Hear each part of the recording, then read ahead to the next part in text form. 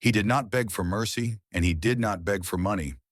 Vincent Vince Morano begged for words, right there in the Eden Crest suite, his voice low and breaking as if the room itself had turned on him. And the strange part was that Martin Luther King Jr. didn't look surprised, as though he had known all night that the most feared man in the city would eventually lean forward and whisper, "Say it. Say the one thing that can stop what's coming." They would later insist it never happened, that the elevator never opened on the 17th floor, that the corridor outside Suite 1708 stayed empty, that no one important was inside. But the problem with erasing a night like this is that it only takes one witness, one mind that refuses to agree to forget. And the story grows teeth.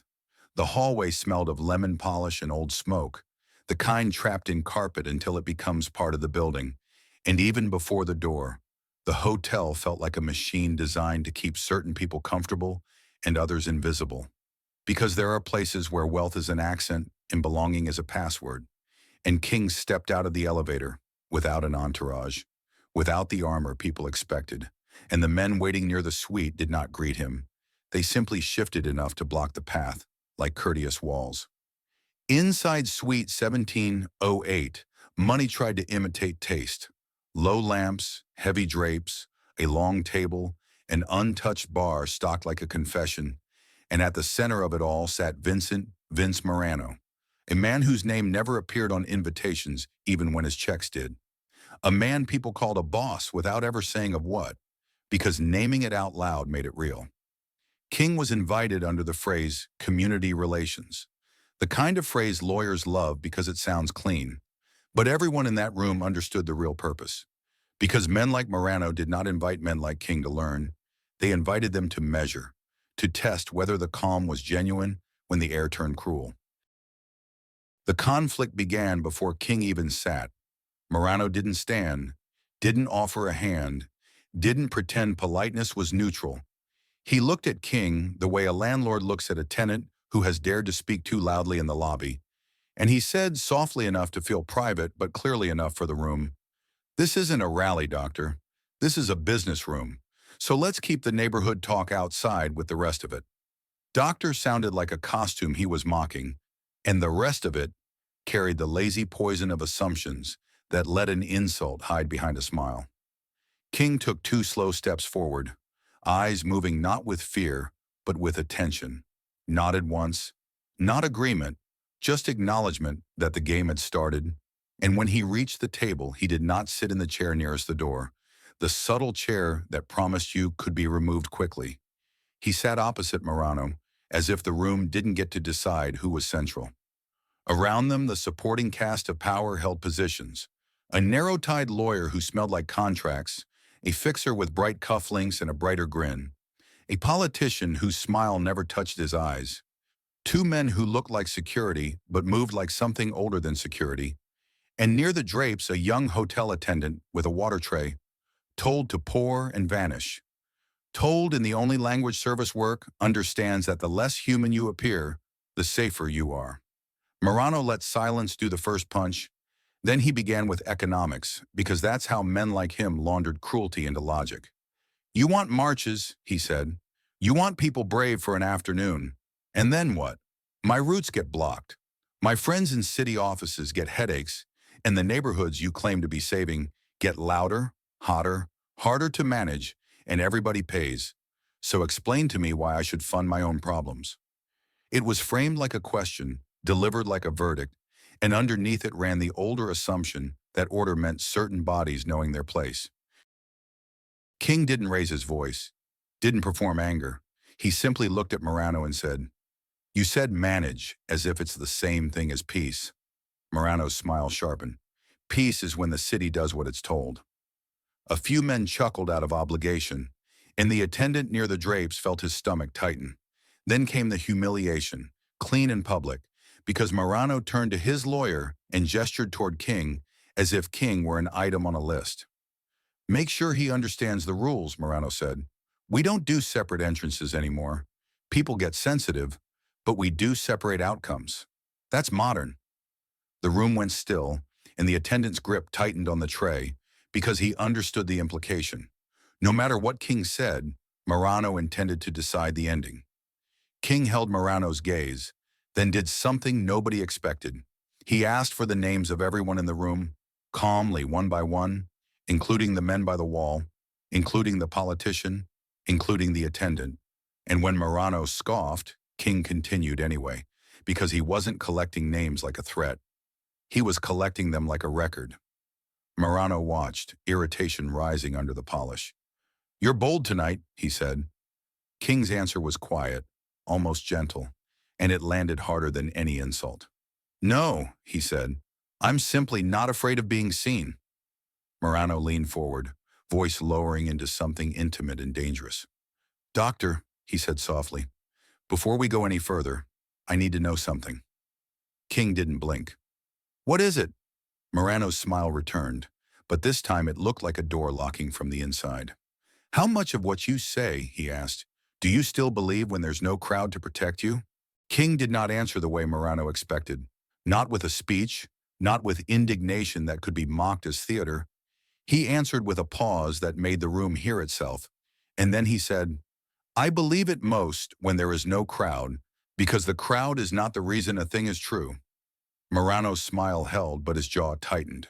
The smallest betrayal of emotion, because he had built his life on the idea that truth was leverage. And a man saying the opposite without trembling sounded like defiance dressed as calm. "No crowd," Marano echoed, leaning back. "Good. Then we can talk about reality." He began the way wealthy men often did when they wanted their prejudice to sound respectable. No slurs, no obvious hatred, only reason, only order, only the soft violence of policy. "You make people brave for an afternoon," Marano said. "And then what? My routes get blocked. My friends in city offices get headaches. Neighborhoods get louder, hotter, harder to manage, and everybody pays. So tell me, do you want to improve lives, or do you want to keep poking the hornet's nest so you can call yourself brave?"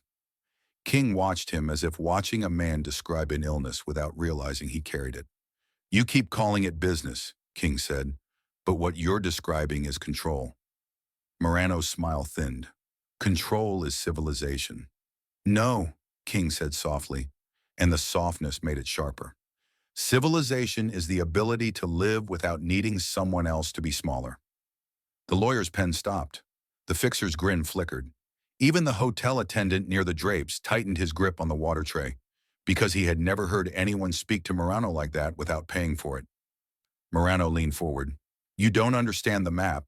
There are lines. People stay on their side. The city stays calm." King's eyes narrowed with precision. "Who drew the lines?"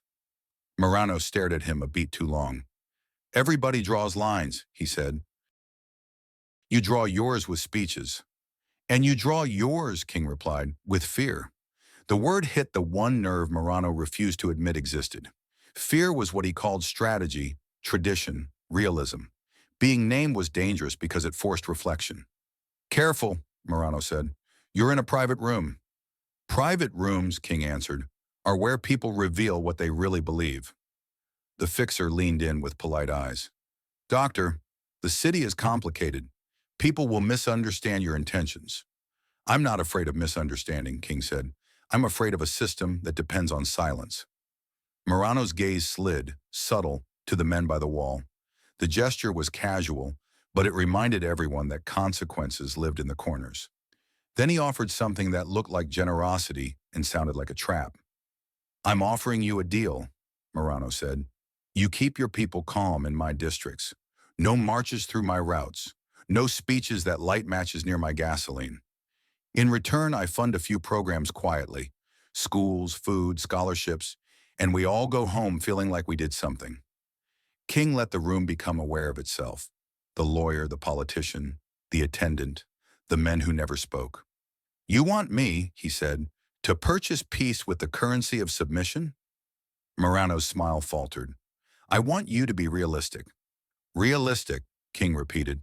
"When you say that, you mean you want me to accept your version of reality as permanent." Marano's voice cooled into something intimate and dangerous, the way threats pretend to be advice. "In this city, people disappear into paperwork, into alleys, into misunderstandings. I don't like misunderstandings, So don't misunderstand me. King held his gaze. I heard you. Marano waited for fear to appear, and when it didn't, his fingers tapped the table once, twice, 3 times. Not boredom, calculation. Then he set his untouched glass down too carefully and said, Everyone out. The lawyer hesitated. The fixer's smile froze. The politicians stood too fast, chair scraping. The door swallowed them one by one until only 3 remained. The boss, the preacher, and the boy with the tray. Marano exhaled, and when he spoke again, the polite sentences were gone. You think I'm afraid, he said. Fine. Let me show you what fear looks like. King didn't move. Tell me. Marano leaned forward, voice raw enough to feel like truth. There are people who don't care about my money or my roots. They care about order. They care about keeping you where they think you belong. And you've been making them feel cornered. He paused, eyes locked on King. And when men like that feel cornered, Marano said, they don't ask permission. The attendant's hands tightened because he finally understood why King had been invited at midnight, why the door was guarded, why the smiles were brittle. This wasn't about donations. It was about a fuse. King's voice stayed even. So you didn't bring me here to stop marches, he said. You brought me here because something is coming. Marano didn't deny it. He only said very quietly, as if the words tasted like ash, and I need to know whether you're going to make it worse. Marano's admission didn't soften the room. It sharpened it, because the moment he said there were people even he couldn't reach, the suite stopped feeling like a throne room and started feeling like a bunker. And the most dangerous thing in a bunker is realizing the door might not hold. You mean men in uniform, King said. Marano's eyes narrowed. I mean men who own uniforms without wearing them. The attendant's throat tightened. He'd seen those faces downstairs. Polite smiles, clean hands, eyes that slid over you like you were part of the furniture. Now those men entered the suite without stepping inside, filling the air through Marano's words alone. King leaned forward slightly. Then your deal isn't peace, he said. It's permission. Permission keeps people alive, Marano snapped. For how long, King asked, and at what price? Marano's fingers moved on the table, as if counting something invisible. You're not listening, he said. These men don't care about your speeches. They care about the idea you're making a certain kind of person stand up. You're moving a line they want fixed. When you move a line, they don't argue. They erase. Erase whom? King said. Marano's mouth tightened, and for a second the boss looked like what he really was. A man who had spent his life controlling fear and now felt it slipping. You, he said, and anyone near you, they'll call it an accident. They'll call it a tragedy. They'll call it God's will if it helps people sleep. The attendant's palms slicked against the tray. He'd been told to remember this right, but what did right mean when the truth sounded like a crime? So you invited me to warn me, King said. Marano's laugh came out dry. I invited you because if you keep pushing, they'll crack down so hard they'll choke the whole city, and then my world burns too. Don't confuse this with charity, Doctor. I'm doing it for me. At least that is honest, King said. Don't mistake honesty for weakness. I'm not the one, King replied, mistaking fear for strength. Marano tried to regain control the way powerful men did when they felt it slipping. He turned it into order, into responsibility, into the old lie that equality was chaos. You talk about humanity, he said, but your marches make men reckless. Police get nervous. White neighborhoods start calling City Hall. City Hall calls men like me, and suddenly the whole place is a powder room full of flames. You light matches and pretend you're praying. King answered in a voice so quiet it forced the room to lean in. No, he said. I'm shining a light. The fire was already there. Marano stared. You think light saves you? King didn't answer immediately. He glanced at the attendant by the drapes, the boy trying to be invisible, and in that glance there was no pity, only recognition, the simple message that even here, even now, someone unseen still counted. The attendant swallowed hard. King turned back to Marano. Any system that requires a man to be smaller to keep another man comfortable, he said, is already violent. It may use laws instead of fists, polite words instead of slurs, but it is violence all the same. Marano's lips curled. Beautiful, he said like an insult. And useless. It's not useless, King replied. It's costly. That's why you hate it. Morano leaned in, voice cold. Let me tell you how it works. A man you'll never meet signs something you'll never see. A permit disappears. A route changes. A door locks. A judge gets concerned. A policeman gets confused. One day you're on the wrong street at the wrong time. That's the mechanism. That's how they keep it clean. King listened, then spoke like a doctor, naming a disease. You're describing a machine that runs on cowardice, he said, and you're asking me to respect it. I'm asking you to survive it, Morano shot back. King's words came slower, heavier. Survival is not the highest good, he said, when survival requires everyone else to keep dying in smaller ways. Silence held. The attendant understood without needing language. The daily dying of being told to be quiet, to be grateful, to accept separate outcomes as modern. Morano's voice dropped. So what do you want? King didn't posture. I want you to stop pretending you're the only one who understands power, he said. You know where the pressure points are. You know who gets the calls. You know what doors open when money knocks. And you came here tonight because you feel something you've never felt. Morano's jaw worked. What's that? King held his gaze. You feel the machine you've benefited from, he said, would sacrifice you too the moment you become inconvenient. For the first time, Morano looked away, just briefly, toward the city lights glittering like coins. When he looked back, his voice had changed, not softer, but stripped. You think I don't know that? He muttered. King didn't push. He simply waited, and the waiting itself became pressure. Then Morano swallowed and said, If I tell you a name, you keep it out of your mouth. King's eyes sharpened. Why? Because if you say it, Morano whispered, you won't get a second chance to say anything else. King stayed calm. And if I don't say it, he asked, what do you want from me? Morano hesitated, and in that hesitation the future leaned closer. The begging hinted in the hook waiting its turn. What I want, Morano said slowly, is to know whether you're willing to choose a sentence that keeps the city from exploding, even if that sentence costs you. King didn't blink. Then tell me the name, he said, and tell me what you're really afraid of. Morano didn't answer at once. He watched King the way a man watches a surgeon before the first cut, and the room filled with tiny sounds. The cheap clock ticking, the elevator cable hummed somewhere behind the walls, the attendant's shallow breath as he held the tray too tight. Because silence in a private room is never empty, it's loaded. Then Morano reached into his jacket and pulled out a folded card, thick paper with a civic-looking emboss, the kind that belonged on banquet tables where men shook hands and pretended their hands were clean, and he placed it down not like an offering, but like evidence. The committee, Morano said. King didn't touch it. Not an official name. Official enough, Morano replied. They don't sign things like normal people. They nod, and other people sign. And the name you promised, King said, calm as a blade. Morano hesitated as if the syllables burned. Alderman C. Harlan Webb. Even the attendant felt the air tilt, because that kind of name belonged on plaques and ribbon cuttings, names you weren't supposed to connect to anything dirty. Why him? King asked. Because he talks to the police union, Morano said, voice tightening. He talks to judges at dinner. He can make a street unsafe on paper and make a man disappear in a sentence. And he's the one you fear, King said. Morano's jaw worked. I fear what happens when a man like him decides my name is a liability. King held him there with his eyes.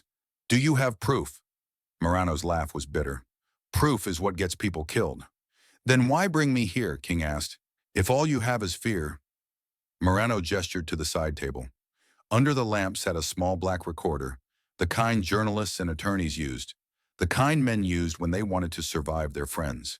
The attendant's stomach dropped, because he'd seen a leather case earlier and hadn't understood why. It's not a tape, Morano said. It's a life vest. King didn't reach for it. Play it. Morano narrowed his eyes. You sure you want to hear it? Truth does not become less true because it frightens us, King said. The recorder clicked.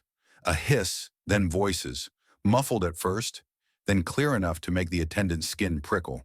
because the suite suddenly contained other men, other nights, other doors closing. A smooth voice said, "The city can't look weak. We need to remind them who runs the sidewalks." Another voice, older, cautious, "You can't touch him, not with cameras." Then a third voice, calm like a man discussing parking permits. "We don't touch him. We pressure him. We isolate him. We make him choose between his cause and his life. And if he refuses, we make an example without making it obvious." The recorder clicked off. The attendant realized he hadn't been breathing. King remained still. If the tape shook him, it didn't show, but something sharpened behind his eyes, a clarity that made the room feel smaller. "Now you understand," Morano said, almost angry at that calm. "This is bigger than me. They want to break you the clean way. Paperwork, accidents, polite condolences. And you want me to choose a sentence that stops them," King said. Morano spread his hands, still trying to make pleading look like control. "I want you to stop pushing them into a corner." King leaned forward a fraction. "No, you want me to protect you from the corner you helped build." Morano's face tightened. "Don't preach to me." "I'm not preaching," King replied. "I'm describing." Morano glanced toward the door, as if the hallway itself could hear. "If this goes wrong," he said, voice rougher now, "they'll squeeze your donors, turn allies into cowards, and then one day there will be a confusion on a street, and the city will mourn you with clean words while staying exactly the same." "And what happens to you?" King asked. Morano swallowed.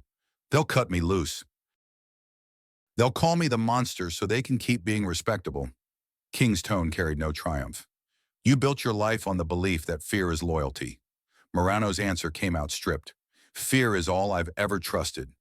"Then you've never been safe," King said, and the sentence landed like a verdict. Morano fought for one more inch of control. "Tell me you'll keep that name out of your mouth," he said. "Tell me you'll choose the sentence." King didn't bargain. "I will not trade truth for safety," he said, "but I will not waste truth either." Morano narrowed his eyes. "What does that mean?" "It means," King said, glancing at the recorder and then back, "if you want a sentence from me, you will pay a cost first. You will admit what you are and what you've done, not to me in a private room, but to the people who still call you respectable. Then we will talk about sentences." The suite went silent in a new way, because King had just demanded something Morano had never given anyone: a public price. Morano's face went hard. "You're asking me to kill myself." "I'm asking you," King said, "to stop killing others in smaller ways." And for the first time that night, Morano's eyes looked less like a boss's eyes and more like a man staring at a cliff. Morano stayed still, and the stillness wasn't calm, it was calculation. The way a man pauses when every option costs him something, and he's hunting for the one cost he can survive. Because he had lived his whole life believing there was always a way to pay less than the truth. And now King had placed the truth on the table, like a weight that wouldn't move. "You want me to confess," Morano said at last, voice flat. "To who?" "The papers, the priests, the people outside who hate me on principle." "To the men who hide behind you," King said. "To the ones who call you a criminal so they can call themselves clean." Morano's mouth twisted. "You think they'll stand next to me and admit anything?" "They won't," King replied. "That is the lesson. They will let you stand alone. Then you'll learn what your power is worth when it's no longer useful to them." The attendant tightened his grip on the tray. Downstairs, power meant who got a table and who got an apology. Up here, power sounded like a trap door. Morano tried sarcasm, the old armor. "You're enjoying this."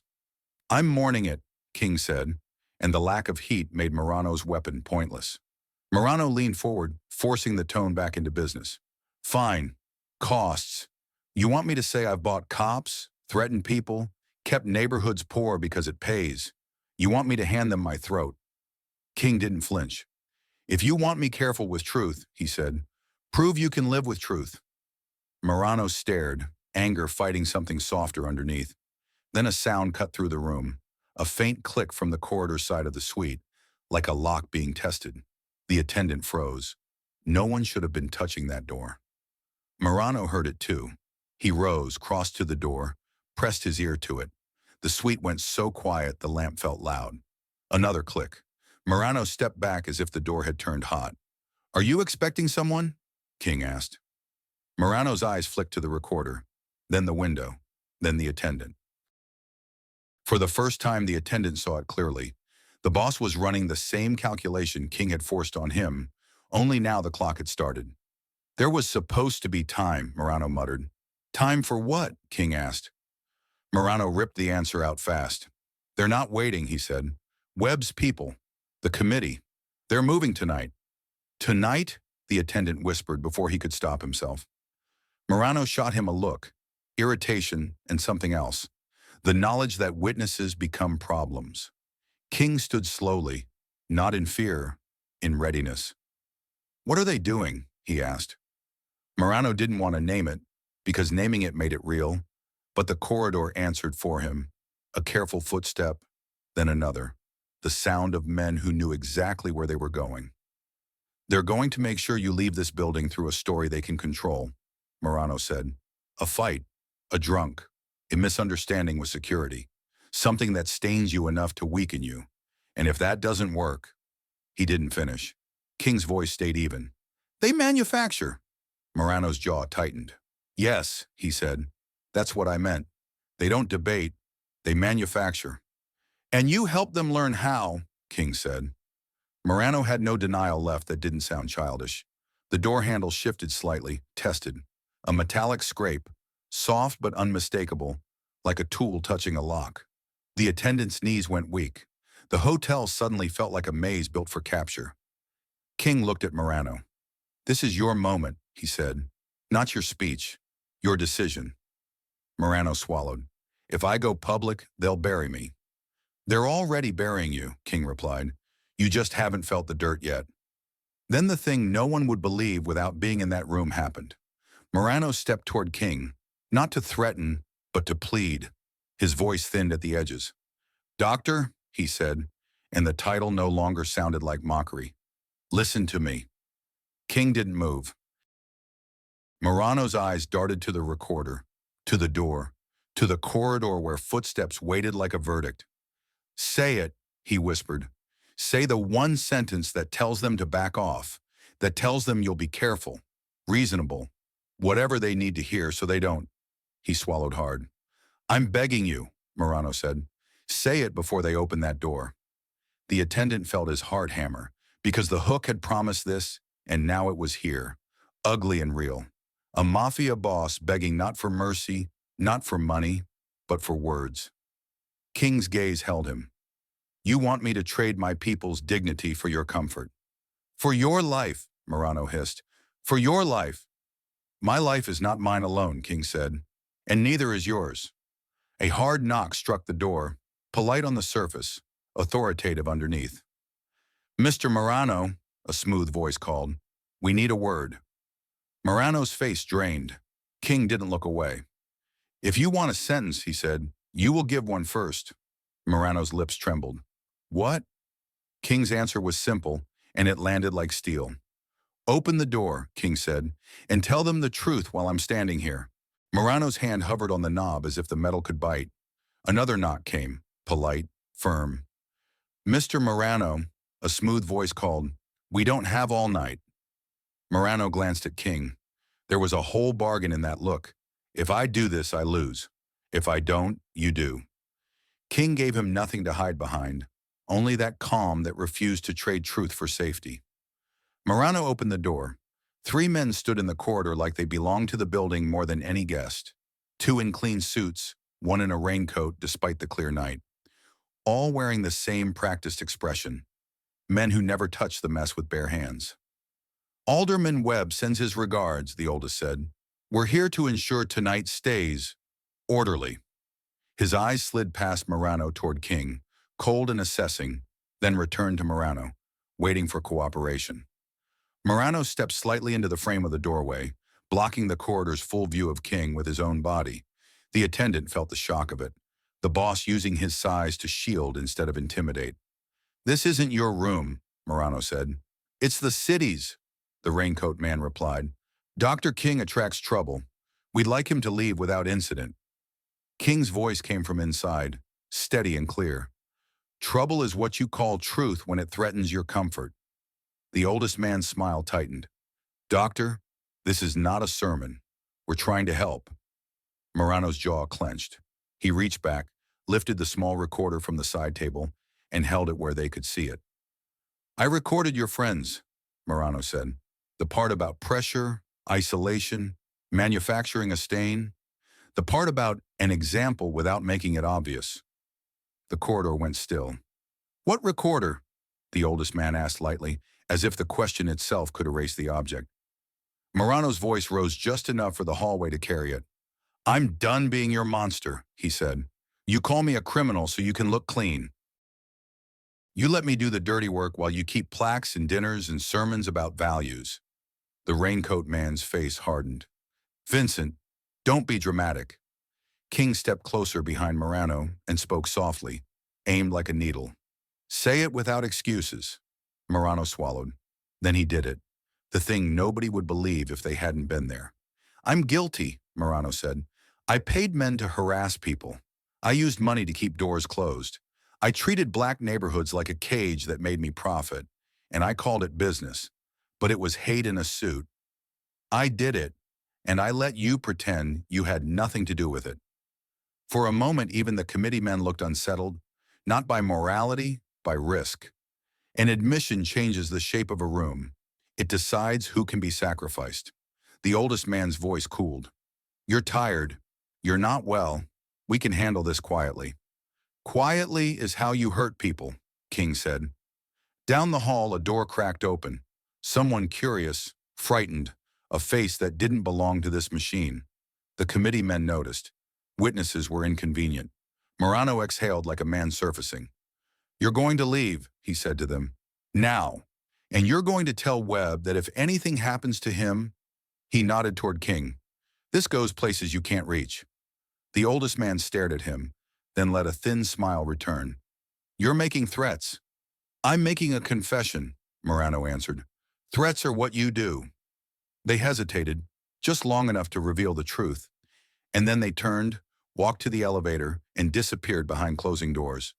Before they vanished, the oldest man looked back once, eyes promising paperwork, pressure, consequences. Only then did Morano sag against the wall, breathing hard. His power hadn't grown. It had simply switched currencies, from fear to exposure. I said it, Morano whispered to King. I said what you wanted. You said what was true, King corrected. That's different. The suite began to fill again. Lawyer, fixer, politician, faces pale, hungry for a version that protected them. And immediately the argument started, not about right and wrong, but about meaning. He confessed because he was trapped, the politician insisted. Strategy, not remorse. It was real, the lawyer argued. I saw him. That wasn't theater. The fixer barked a laugh. He didn't find a conscience. He found fear. And what if fear is the first honest thing he's ever felt? The lawyer shot back, and the room turned into a courtroom without a judge. Men fighting over the confession because interpretation decides who pays. Morano didn't defend himself. He just stared at the recorder like it was the only thing keeping the air from collapsing. King stood by the window, looking at the city lights like scattered coins, and his voice, when he finally spoke, was quiet enough to feel almost private. You begged me for a sentence to keep you safe, he said to Morano. Morano's throat tightened. Yes, the sentence you needed was your own, King replied, and you finally said it. By dawn, the recorder was gone. Some said Morano destroyed it to save himself. Some said the committee took it anyway. The attendant never claimed to know, only that, for one night, the most feared man in the city begged for words, and the man he tried to belittle refused to sell them.